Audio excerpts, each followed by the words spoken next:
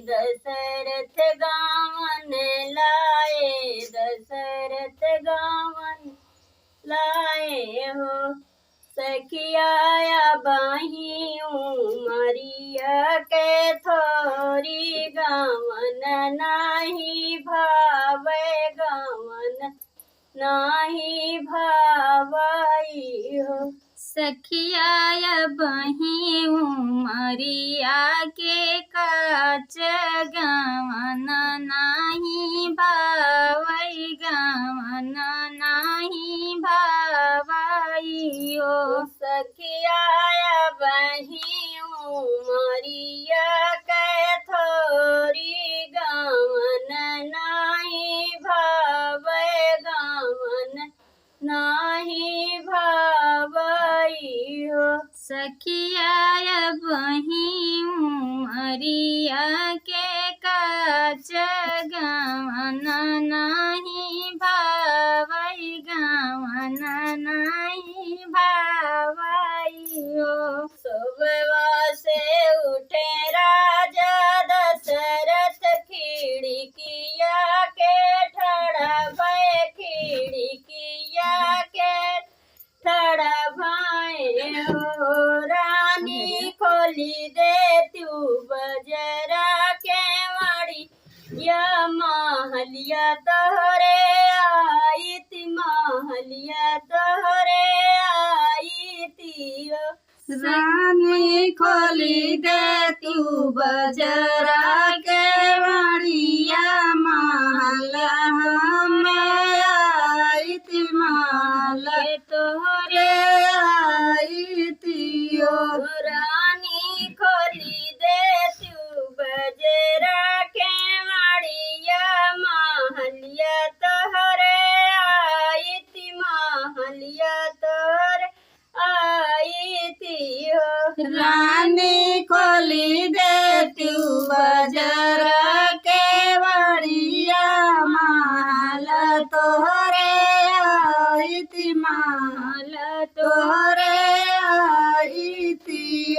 कहूँ कहूँ राजा से कहत लजिया लागे, शरम हमारे लगाई हो। राजा सासु ननद बैरनिया, महलिया कैसे आई बा, महलिया कैसे आई बा। राजा सासु ननद बैरनिया, महलिया कैसे आऊ ब्या, महलिया कैसे आऊ बाऊ। तेरा भर दिहली मेरी चिया, सवऊ सेरा लमगा, सवऊ सेरा लमगाइयो। राजा पीसत पीसत दहिया, मातली महलिया कैसे आई ब्या, महलिया कैसे आई बहू।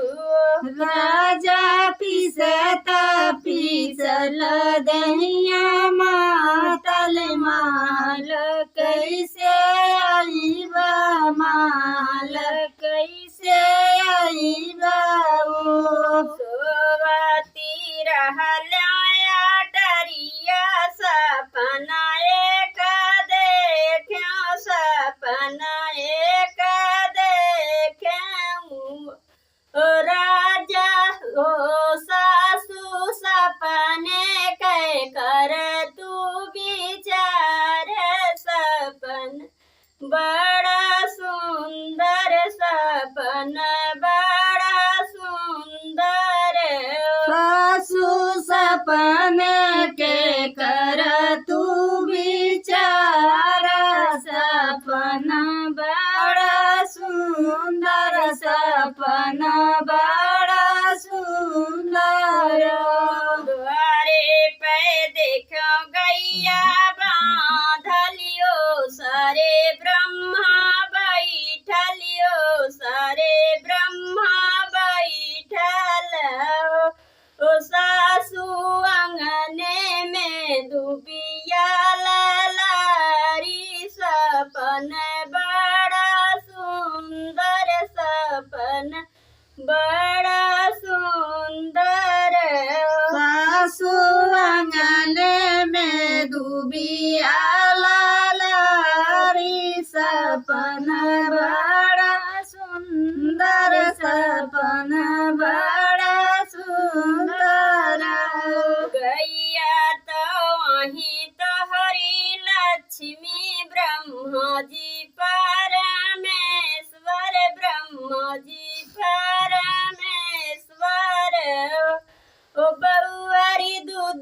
बिया तो वहीं आही बात लालन तोहरे होई हाँ लालन तोहरे होई हाई ओ